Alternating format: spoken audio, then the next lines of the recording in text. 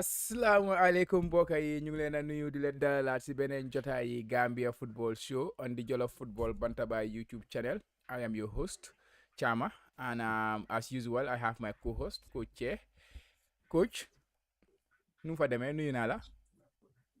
Chama maa ngi ko fay naa la bu baax a baax ma nga def nag.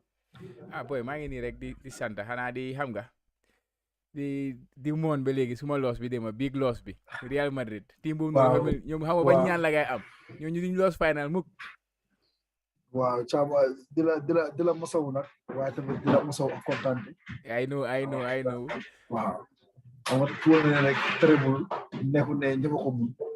te soo ko defoon sa du am xorom parce que buñ leen lig bi xam nga. terrible bi yow yaa xalaat terrible booy waaye booy loolu waaye to be honest nag xam nga like a red team si yéen ñaar. yeah anyone na Sadio Mané mu gën a Liverpool alors Champions League was really Champions League dina ko jox chance mu win Ballon d'Or but unfortunately for him it was not to be waaye mooy loolu daal gars yi def nañ ñu ko waaye mooy loolu waaye anyways ñun fii we are talking about the Gambia football, so it's about the Gambia football show, the national team and our football in the Gambia. So tey nag guys ñu ngi leen amal a few important topics to discuss. Of course, the national team is preparing for their big qualifiers for the next African Cup of Nations to be held in Ivory Coast. GFF running the Gambia from Division 1, Division 2 to regional football. So that is a very big competition in the Gambia. And we also look at our foreign-based players, how they did over the course of the week. Some big success for some of our players, and some are still playing for something. So guys, please don't forget to hit that like and subscribe button if you are new around the Jollof Football Bantaba YouTube channel. This is how you can help us grow. But without further ado, let's get right into the discussion. Fi ñu ko tàmbalee nag tey mooy GFF. Gaa ngi nekkoon on a track kind of Kaba ak teamam bi they were on track on their projects, infrastructural projects yu gaa yi nekk di def in the Gambia, like football football field development and some other infrastructures to support football the football of the Gambia. So coach maa ngi gis Kaba ak gaya bi gaa ngi release video di joxe update on their infrastructural projects, waaye sax gars yi gisuma leen foofu de Manjai yow xam naa ne yaa ngi Manjai si seen committee bi waaye dégguma leen si video bi lan moo xew lu waral loolu. waaw bala maa dara Chama ñu ko nuyu si audience si mbokk yi di leen welcome to the Gambia Football Show brought to you by the Jollof Football Bantaba. waaw Chama li nga wax daa sawar a tontu trop parce que GFF dañu jox a timeline of the contract, especially the one in Manjai. The timeline mooy war nañ ko jeexal by the end of July. te liggéey war naa commencé 2 weeks ago la liggéey war naa commencé but ba tey moo waxee ak yow nii benn liggéey commencé wut biir Manjai ay man sama boobu di post vice président Bakary Jammeh ak our auditor Jack moom mooy in charge of the project in Manjai moom lañ ko committee ñu moom lañ jox mu liggéey ak contractor bi we went together si contractor bi dépôt bi gis nañ contractor bi def na liggéey bi yëpp moom jeex block job sheet yëpp def na ko léegi lu des mooy jeex ñu def disbursement bi pour moom mu ñëw mobiliser sa bagage pour mu ñëw indi ko si paak bi door liggéey. Understand that? Which was supposed to be done 2 weeks ago, but tey may wax ni dara happened. We called Bakary Jammeh, understand that? Wax ko affaire yi projet su mu toll mu ngi gars yi def nañ disbursement bi. ñu contracteur bi mu ngi si benn xaalis. waaw so do you understand? Wow. So ñun we took it to ourselves, we dem to the federation. We had a meeting with the Secretary General and also the head of finance at the GFF. Understand that? Was Bakary Jammeh is not in town. For Dubai team. But by the look of things, Chama, these people are not even knowing what is going on the ground. They are not in control of what is going on. One there is a variation that contractor indi so the consultant indi which is very very high, so they are looking at it motor, so they will talk at a committee level to discuss ko because it's too high. You gonna fi jaar na fi xam nga chama what we do loolu de then you just send word ñun tam we are stakeholders ñu fa teg ñun tam we give our words to the stakeholders. Let them try and respect it. But lu ñu def di play this delay tactic di politique ñun amul lu ñu jëriñ. Yeah, video yi soo ko seetee sax seen video bu gaay release at the end lu ko gaay waxee moo nekk projects yëpp they are going according to plan and ñu ñëpp xam nañ ne projects yi the plan was supposed to end long time ago, right? Because project yi gaay seen timeline yi passé nañ bu yàgga most of these projects. Wait. 2 years ago. So why lu tax ngay ñëw si di release video di wax nit ne project yi they are going according to plan, because plan bi yow mituloo plan bi, so fu mu nekk nii what lu nekk di happen rek is something loo xamante ne passé na ba pare. So I couldn't get you that video comme na ko waxee daal politique bu ngay nekk di def is too much. Man even man mu nekk fii nii I don't know what is going there. It's too lame. Yeah. It's too lame. dafa yema trop te ñoom la ngay xam ne nit ñi duñ leen votal nagay bu na gom loolu understand xam ko tey léegi nii ñu leen votal xanaa ñun ay dof lañ nañun leen jël sel bo chama come on boy buñ naxante boy ñi leen fi dara defuñ fi dara fi def liggéey bi dafa boss lan lañ fi def dañ bu ñëw football Gambia bala maa dee ñu jël crédit si national team foofu du seen crédit ñoom loolu du crédit gaay war a jël because lay daw day am quality te loolu du seen liggéey. ñoom Moussa Baro ñoom jaawono ak yeneen place yi GFF dimbalawuñu gaay génn fi seen club si ñu leen fi génne. Yeah, definitely. Ana GFF lu gaay war a ndamoo. Waaw.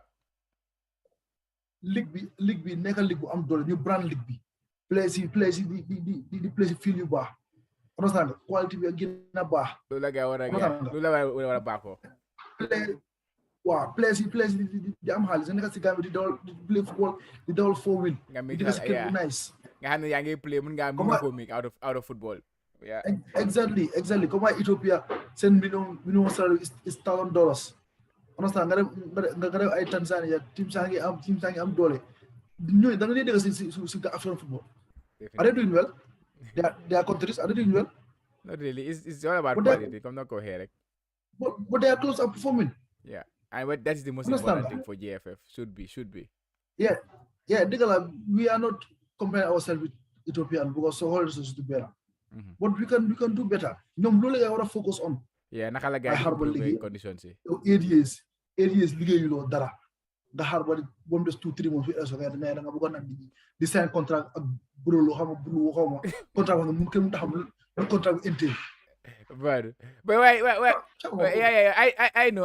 It's dafa métti si xool. The same feeling boo am nii feeling boobu la am but xam nga suñu leen toppee rek ñun tamit dinañ jaada faate man moo duma leen bàyyi man am stakeholder benn ñaareel bi man dama nekk si zone doole bu kay am deuxième doole laa am seen capacité man am naa sama capacité am naa fa doole dañuy élect ma te ñoom they won't go down ñu wàccaale ñu war naa leen ko nag te naa ko waxaat ñoom nañ ma dégga xam su dégg ku yóbbu fédération police mbaa yóbbu ko koot si ñun la moo commencé ma la wax waaw baax na daal waaye ñu seet naa fa but about the projects that is going on xam naa ne déglu nga video bi so talking about let's try to delve into other areas Brikama Serekunda East Serekunda West ak yooyu noonu what is going on there Banjul loo si xam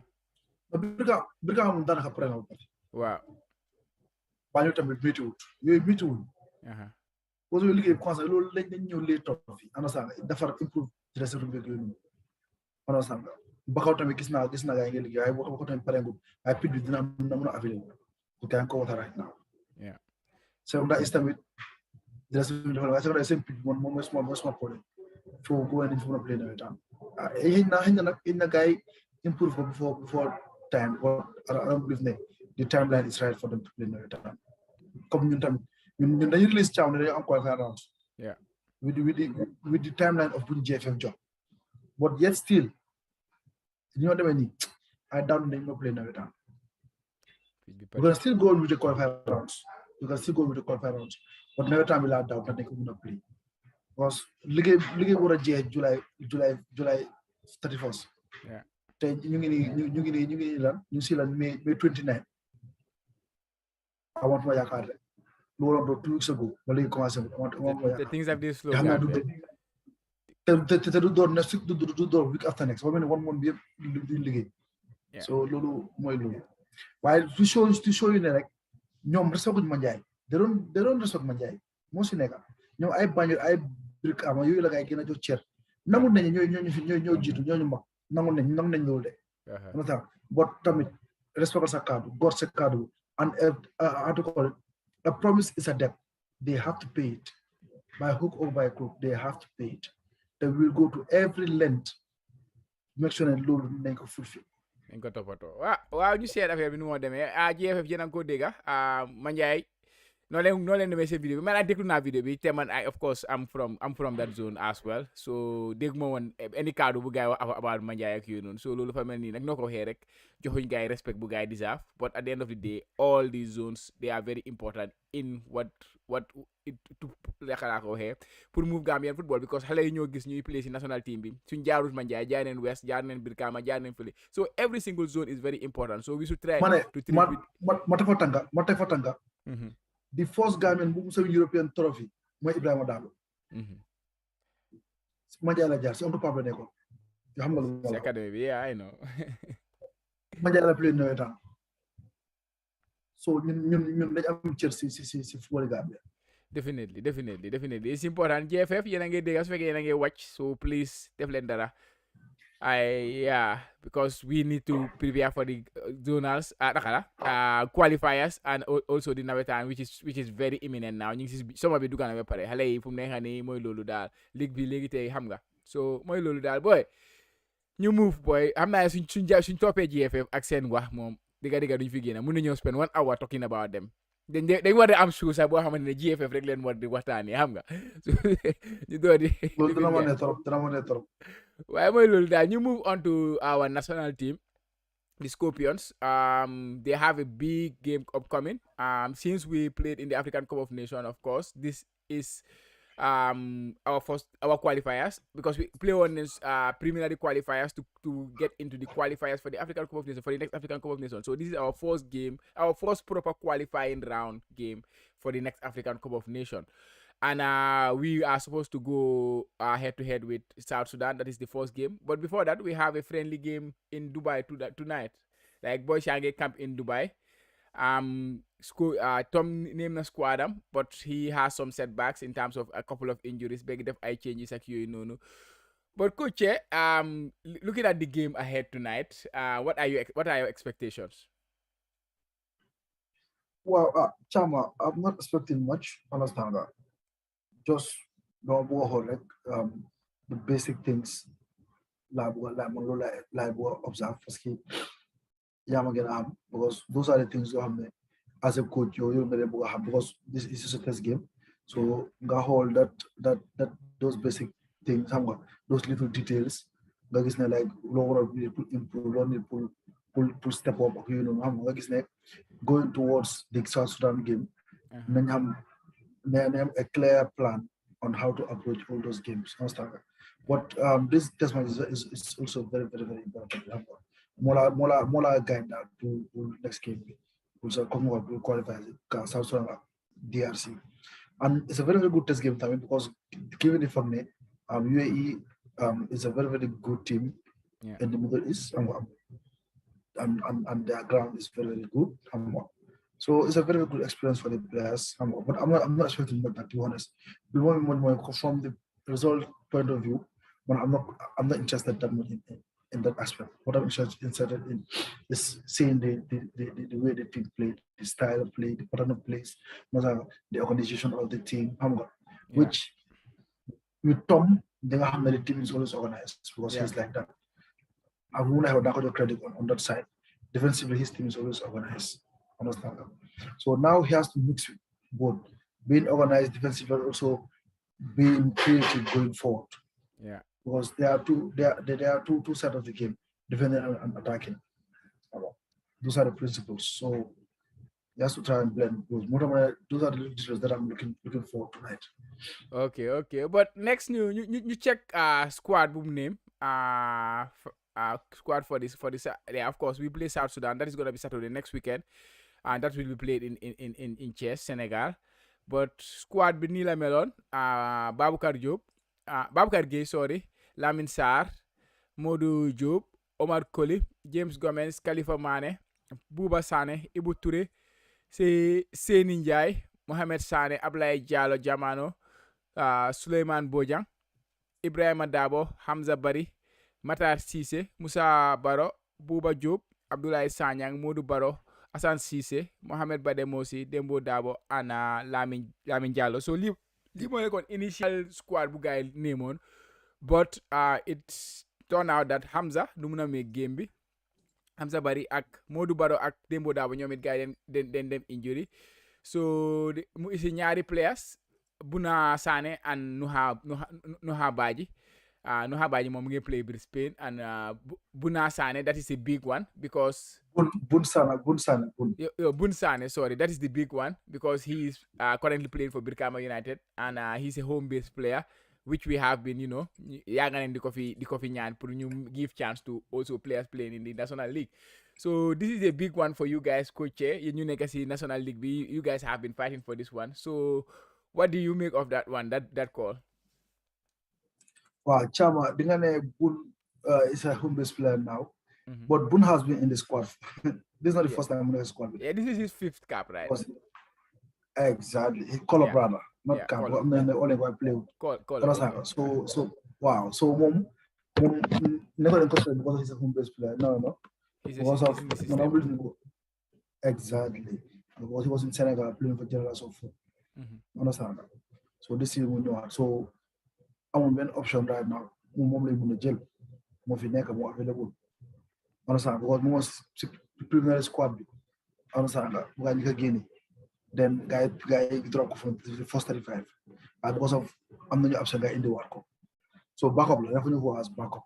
Understand? But nonetheless, it's also good and consider the fact that he's also playing in the league. I'm going to at our level, plus ocean level. And we are happy, we are proud, and we want to see more of him playing, being called to the national team. Every time. Yeah. It's very good. So I'm not a big fan though, but I don't really support the Gambia. So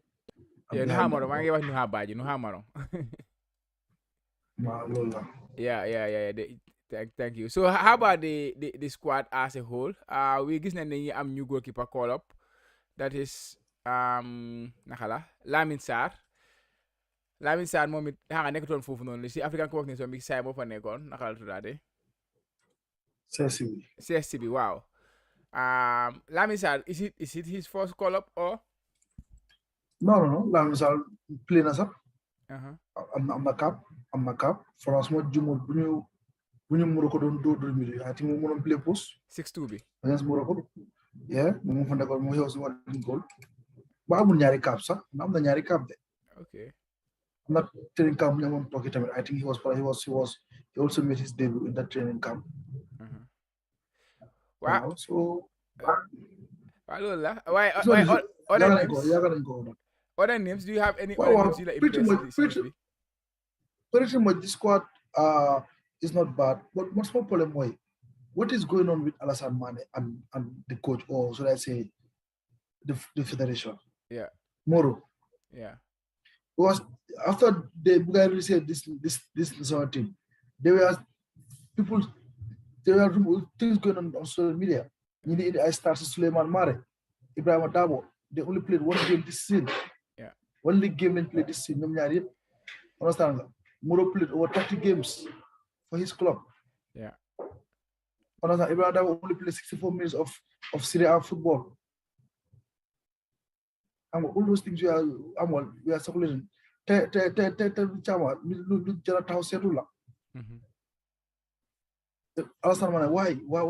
of a sudden you did go out from the squad? Why?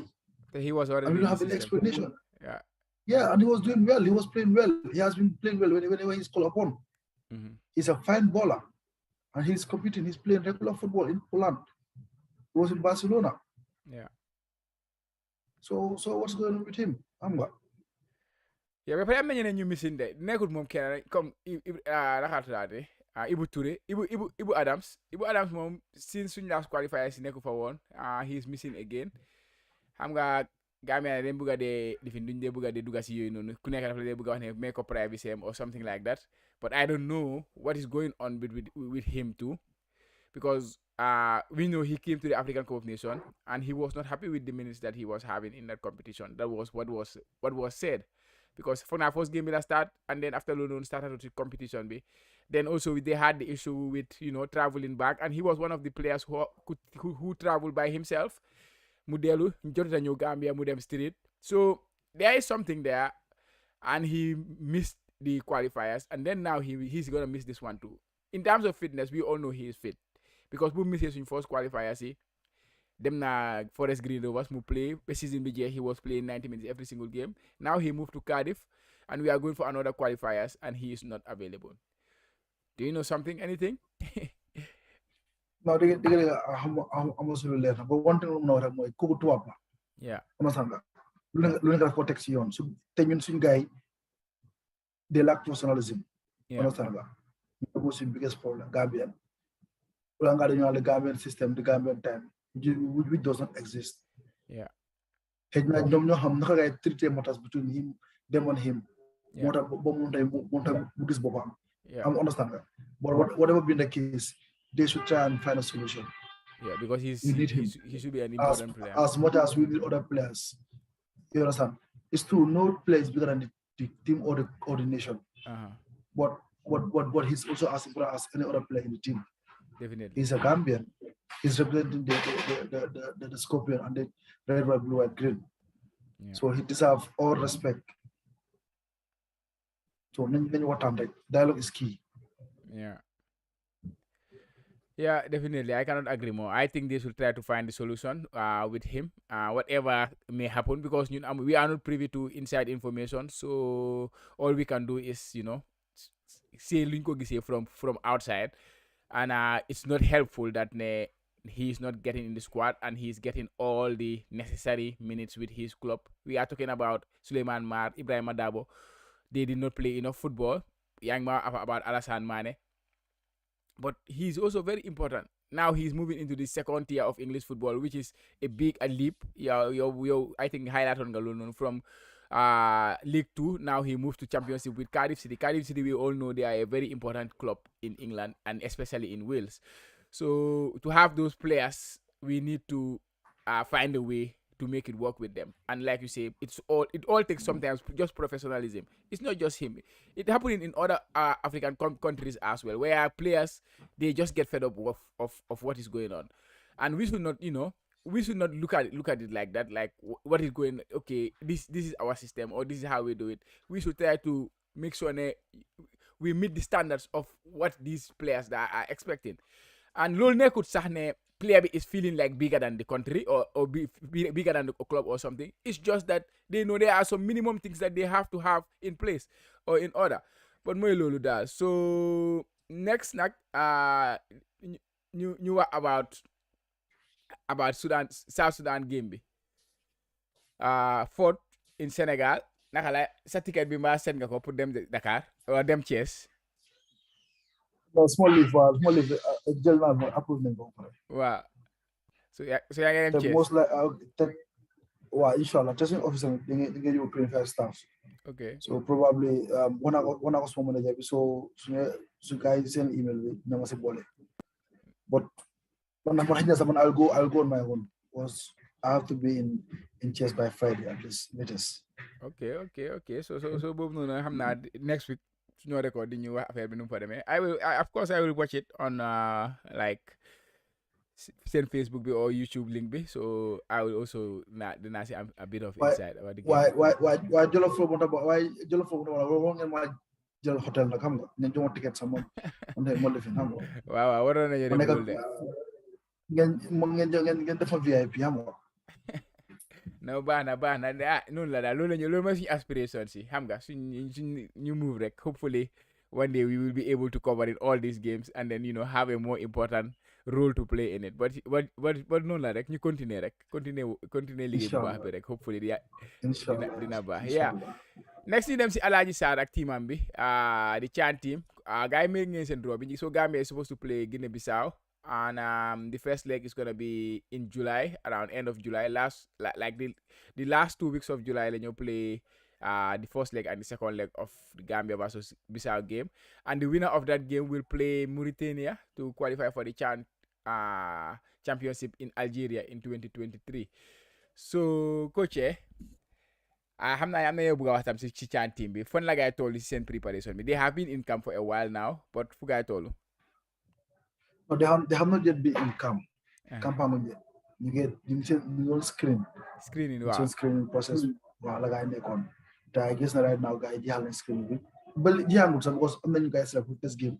So after this game against Senegal don't finalize the final squad. Yeah. But when I believe in Raizar, I believe in his ideology, his experience, and with the likes of CGF also in the technical department. I have no doubt in them. I believe that they will give us the best team. Yeah. So the draw is fair for us. Understand? I don't think we hope for a better draw than this. But then again, football is not played on paper. Yeah. It's played on the pitch. Understand? As much as we know the history between Gambia and Guinea-Bissau, that's history. Understand? Why right now Guinea-Bissau and Guinea-Bissau will get advanced from Digby. Understand? So we are expecting a very, very stiff and a very, very competitive game. Yeah. It won't be easy for us. We have to be realistic. Let us just concentrate, do what we have to do, and win. After then, we face Mauritania. So we have a very, very good chance of qualifying to this chance. Yeah. Yeah. So games, if I guy play, any decision made yet? Because for our 2 legs, right? Yeah. I guess I saw one away, but yeah. I'm of if it can't. No, last minute because you know what teams complain financial constraint from to Gambia, you know, losing dollar. You know what? Like you go play at the neutral ground, be a match at playoffs, blow be a match. No teams. So no longer. One dollar come medal. Little guy some of the first leg we on the 22nd. I guess that we play first leg home. So. Men jabo dal bam tegal ñu xam nakal because July last week of July sorry anything is possible. Anything is possible. Yeah. And next you look at to GFF League C, first division, second division. But before you look at they had the cup draw, that is the GFF 2022 FF Cup draw. FFB ni lum stand for, by the way. GFF Football Federation Cup la or what? Wow, Lola mean. GFF FF yeah, it's just too long, I think. Just GFF Cup draw, GFF Cup or something like that. I don't know. But yeah, that is just my opinion. But guys, if there's a draw, be my answer waji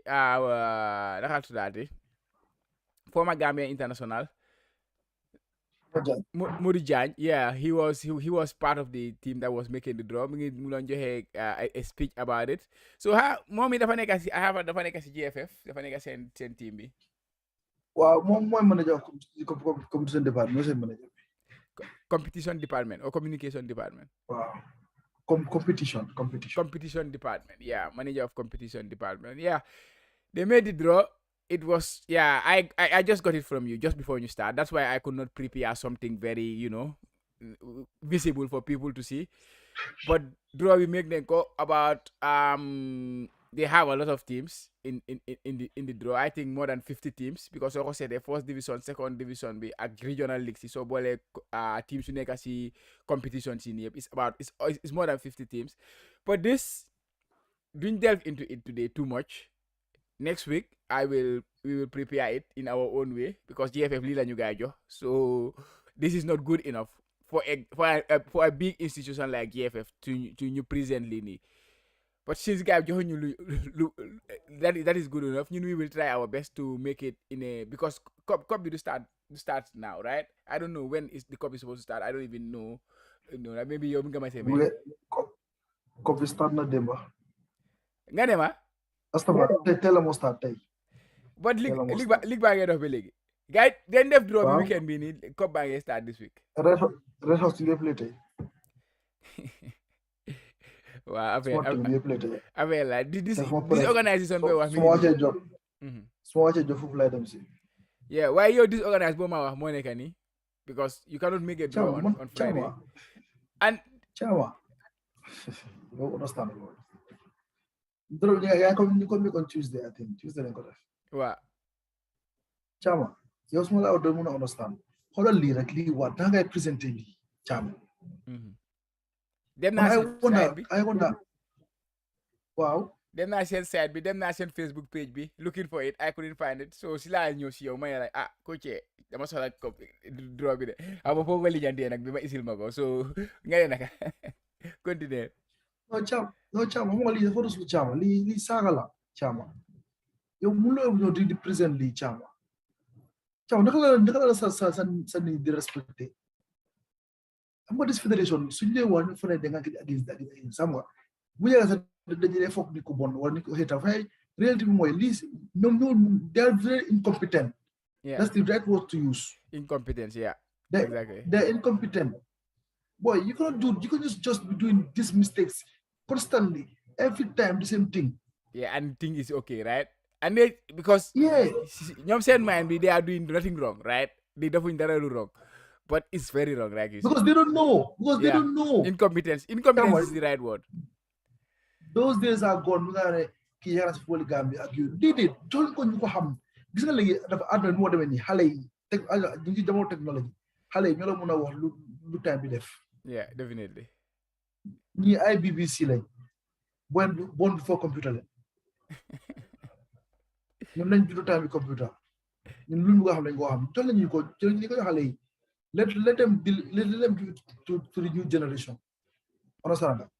When they go forward, we know how to take things forward. How can you do this every time? Don't go see chanting. No, it's so sad. Well, actually, women may check national team. Bugai they face some changes. They brought in two new players. The pictures they even use, the quality of pictures, it's just like then do go see internet, but they copy what pictures. Send own players. They don't even have a database where jël nañ nataal seen players yi national team players nga store ko. Understand?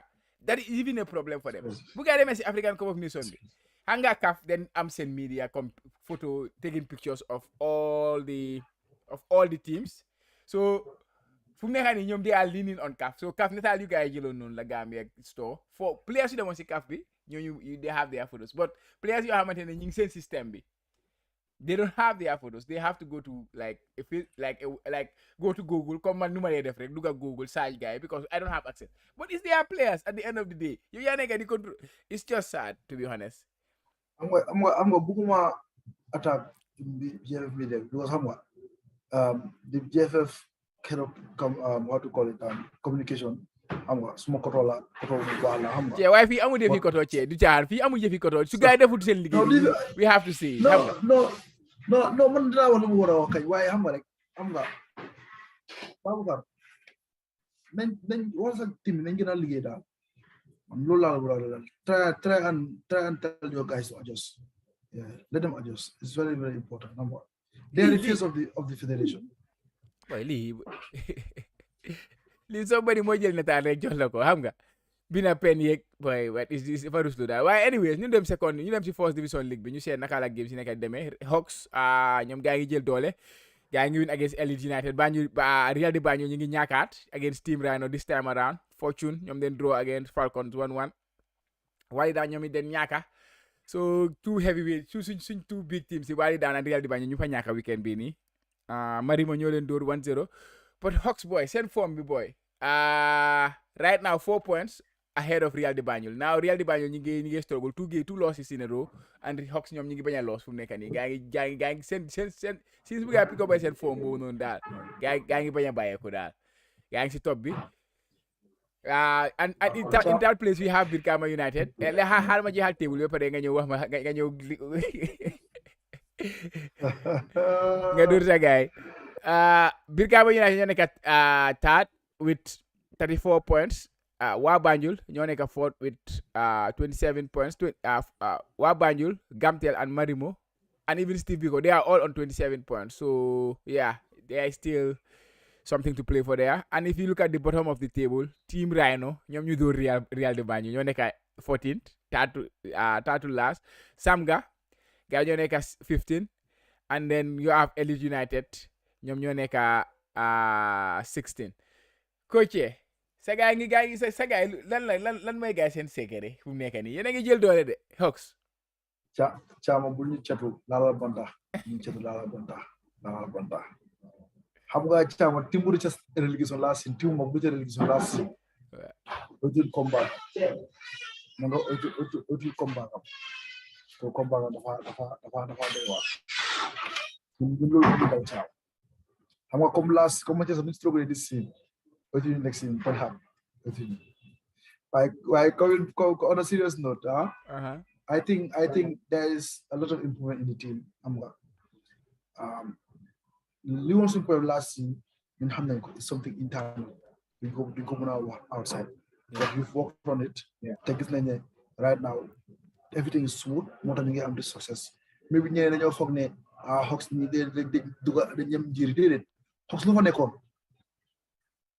defense bëriwul few players rek yokku mooy ñu jógee Red Hawks ñu si senior team bi understand nga but different lu ñu yokku bëriwul understand nga daanaka same players ñu fa nekk same system mu fa nekk but dañ am yenn things individual luñ upgrade xam nga so loolu mosuñ seekale rek xam nga dañ gën a booloo gën a nekk benn rek gën a liggéey time wu tib si day dem noppal ko dem précis di relax ka ñun time lañ door suñu liggéey waaw yéen a si kaw daal fu mu nekk nii 4 points ahead of Real de Banjul. waaw am du 6 points la cam 6 points la 6 points ahead of Real de Banjul. You are right. So Real de Banjul, let's jot ñoom it. You know about Real de Banjul. They have been guy lose form. They were in a very good form ahead before said last 2 games ini. But yéen ngeen dóor gaay ba pare sin bo leen dóoree gaay ngi xala lifin daal di lu xew. Non ñun dóor gaay ñu win. Ñun dóor gaay ñu win. Li ma la si mën a wax daal mooy Real ak ñoo xam ñoom daal si luñ nekkee nii ñun neex nañu. ñu seen form nii ñoo Brikama ñun neex nañ gën a lose form ñun ñu gën a am form ñu teel a jeexal ligue bi jamono ñooy Gambia jëm kanam Hawks jël ligue bi. Yeah, waaye Brikama ñi am game in hand. Brikama su gaay wi ne ñoom it gaay ñu dem ahead of Real de Banjul. Waaw loolu seen problème la loolu ñoom seen problème ñu raayoo leen waaye man nekk ma fi nii this is not a platform for Hawks, this is a Gambian football show, so we have to talk about Gambian football. So su fekkee da nga ko bëgg a Hawks nice du ma nangu loolu noonu xam nga fu ma waxee so dama bëgg nga jox ma sa opinion on teams yooyu noonu yow yaa suma expert bi on the ground foofu noonu so yaa war a jox opinion si no xam nga ko bi fu ma xaw a bias dama xaw a bias dañ gëj a taxaw su ko table like this dañ fa gëj waaye noonu la anyway I think li bi xajata jee xam nga Real de Banjul nañ bounce back man I'm sure nañ ñëwaat xam nga well likewise Brikama United xam nga so the league is still young xam nga we have a long way we have so many things to play for comme ni ko waxee woon xam nga but dafa am li ma gis te dafa jar taxaw seetlu mooy waa Banjul Chairman nit ñi duñ dee bàyyi ba xel waa Banjul they are doing well if you know where they came from and what they have in their team they have this team su ñu leen dugalee tuuti rek trust me bro dañoo dem to another level I can say they are the youngest team in the league ñoo ëpp Biko they are the youngest team in the league and they have the youngest coach in the league which is Abdou Ndiaye former Gambia under 17 under 20 mooy seen coach waaw te ñoom ñoo war a play sax Steve Biko ak waa Banjul ñoo war a play tey 4 o'clock so that will be a very interesting game right yeah so those that team ni ñu war a bàyyi xel bu baax te advocate tamit ne ko jox credit man musoon naa ko advocate for under 17 bi they so integrate si technical side because he's coaching a very young team. Understand? And he's very young and he has played for the national team on different levels. Yeah. So when they come and integrate CC, because they have to give chances to our coaches locally. Coaches, yeah. So when they come to integrate under 17 bi at least su dee di teg koon ci ekati maaka sax mu def ko at least dina jànga dina am more experience. Yeah, definitely. Waaw mooy loolu daal ma xam naa Steve Biko ak ñoom ak waa Banjul comme na ko waxee ñaari team yi young teams su ñëw play moom is usually interesting daf dee nekk end to end energy bi daf dee high so hopefully we will hoping for some goals in that game, right? Inshallah. Yeah, next you move to second division B. PSV Weringara, they maintain at the top of the table. They are with 42 points. Bombada FC, they are on 40 points, which in second place. And Greater Tomorrow FC, the men's team, they are on 36 points. That make up the top 3 of the league. And then you look at the bottom 3. So guy them the Red Hawks. Ñom génn nañ ci bottom 3 now. So now we have Ouagadougou, Jam City, and Waterside. These are the 3 teams that make up the bottom 3 of the second division. Coach, second division, minu for them. PSV wearing a guy, many guy run away with the league there with 10 games to go. But yeah, 2 points they can make a Bombada. There is still something to play for. Con the other with the league on. Why? So no son bro. Mungkin ni rak de. Because mungkin ni rak mo every time nag change sama.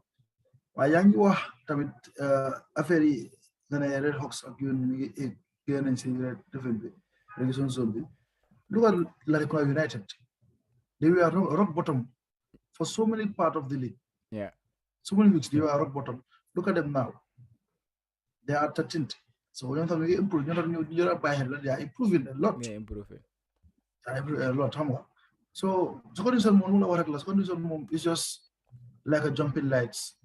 Dafa fair tar ki da nga tay le ki tal. The solution bena game ki bena game rek dafa match steps ahead. So lola fu mom dal mënante amu fa lu bari. It's all about daw wala ak jël sa chance kese. Waaw mooy loolu kon next ñu check jigéen ñi female leagues yi we have the first division and the second division female leagues.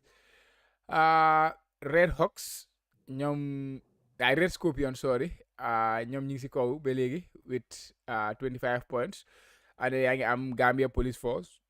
They are second with 22 points in the first division. And Armed Forces, ñoom it gaa ngi fu mu nekk nii Better Will ak ñoo nekkoon third what now guy drop nen so Armed Forces ñoo nekk third seen women team bi Better Will ak ñoom they are third they are fourth and then bottom 3 Abuko United, Birkama United women and Immigrations FC women.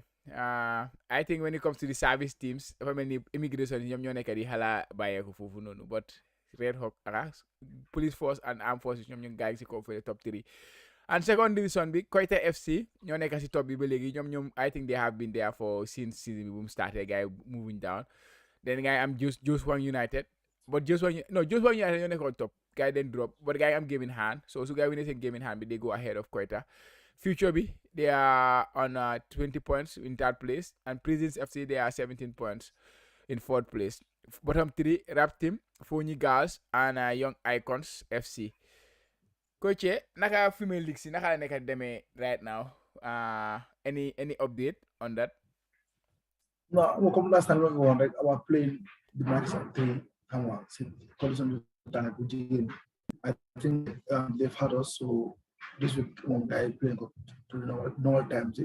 What is looking interesting especially the second division it's looking very, very interesting. Yeah. And this like yeah. Like from position but fourth position it's just 5 points difference. Yeah. So like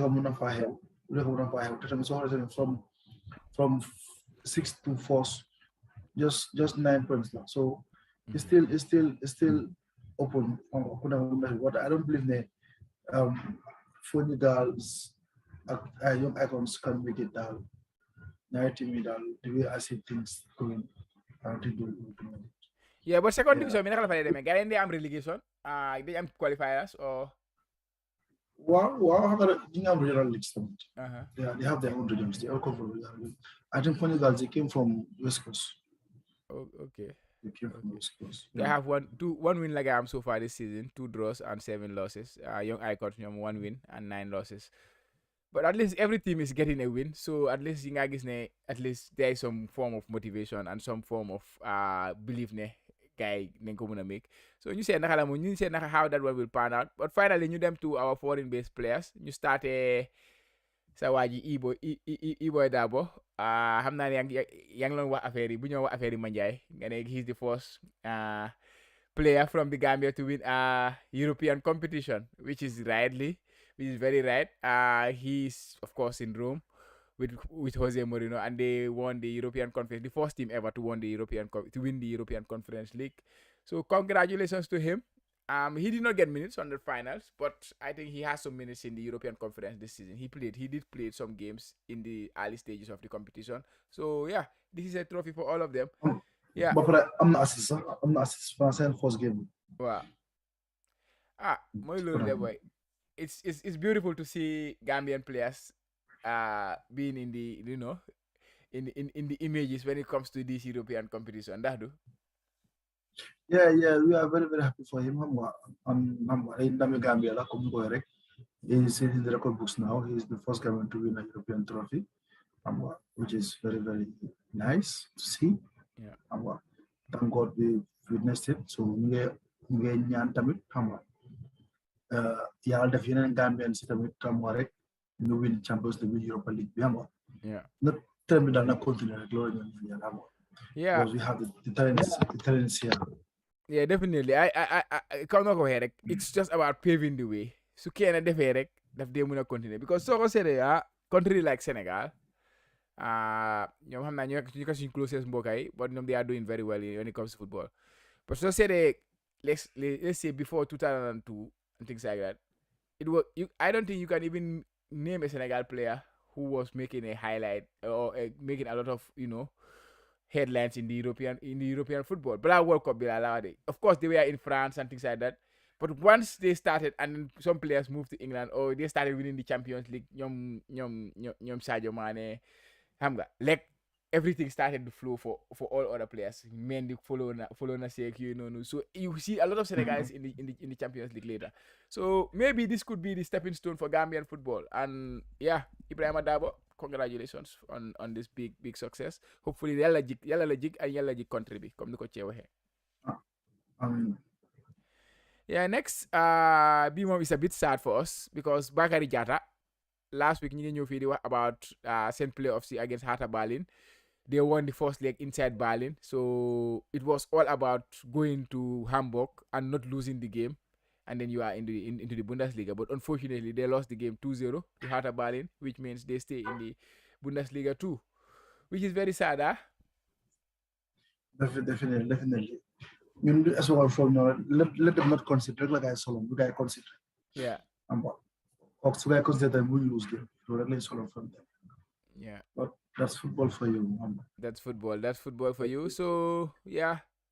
Congratulations for Bakary Darboe. Hopefully next season they will try again. No la. If you try and you don't succeed, you try and try again. So that is how life is. And it's not easy, but yeah, you keep going. So keep it up. Well, mom make good squad vitamin day. I'm not quite living be motorhorn, but I'm not sure. But I was expecting him to be there because there were some talks between him and Coach Tom Senfit. But yeah, hopefully in the future we will see him back into the national squad anyways. Well, inshallah. Yeah, Dembo Darboe, mom Dembo like I don't play. He just now play. They won the game 2-0, playing about 60-70 minutes. But he was not involved in the goals. He did not score. And I think he ended up getting injured in that game. For that reason, he is now out of the national team for their qualifiers against South Sudan. So whatever the case, hopefully the injury is not very serious. You can wish a very speedy recovery in his, Wow, small striker. Small striker. Well, was small striker. Small talent.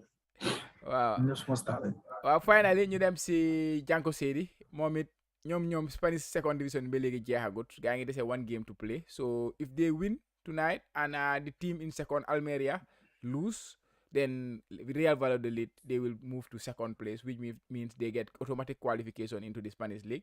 But if they don't, they will finish in third in the top 4, and they will play the playoffs and see if they make it to the La Liga for next season.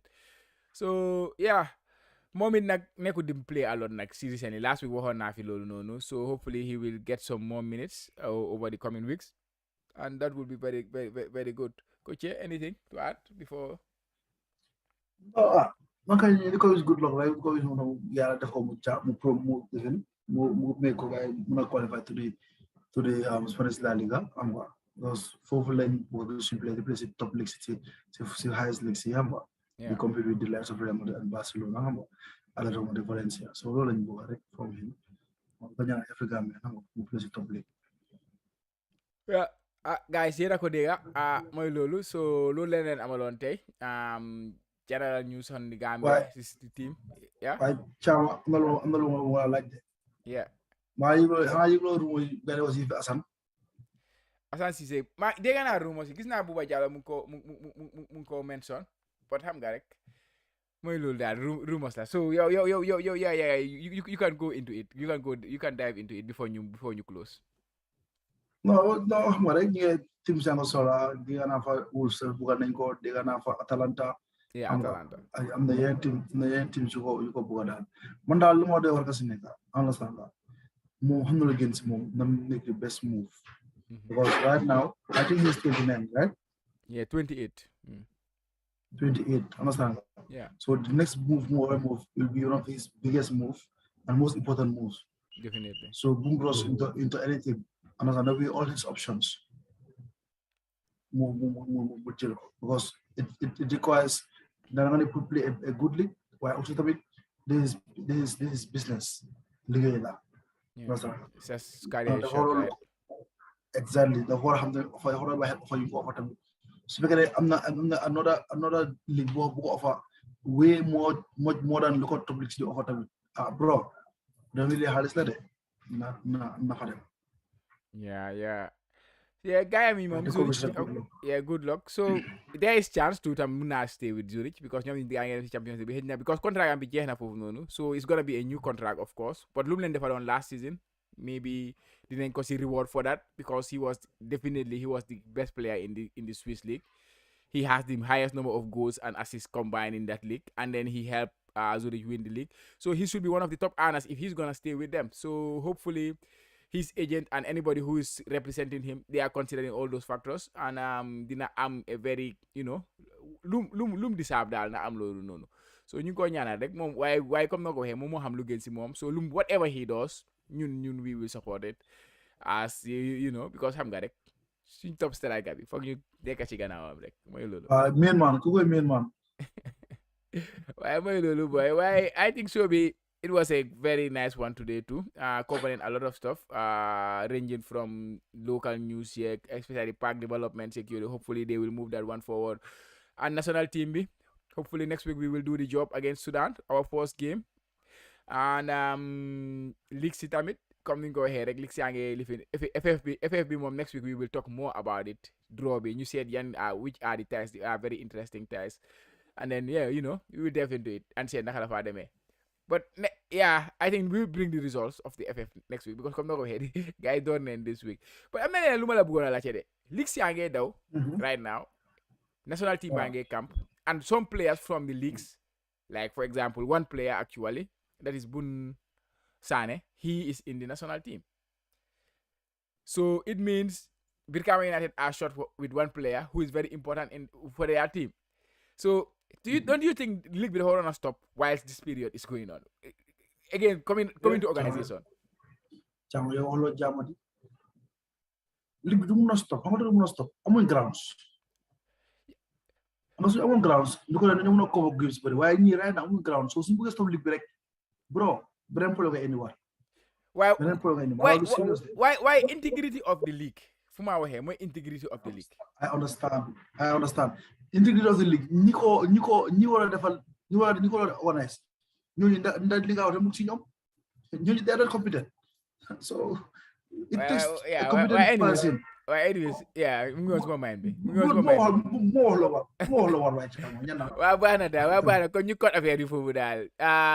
Guys, yéen a ko dégg, that was the Gambia Football Show on the Jollof Football Bantaba YouTube channel. Yeah, please don't forget to hit that like and subscribe button if you are new around here. And yeah, we will be back next week, next Sunday. And that one will be, of course, covering the national team game.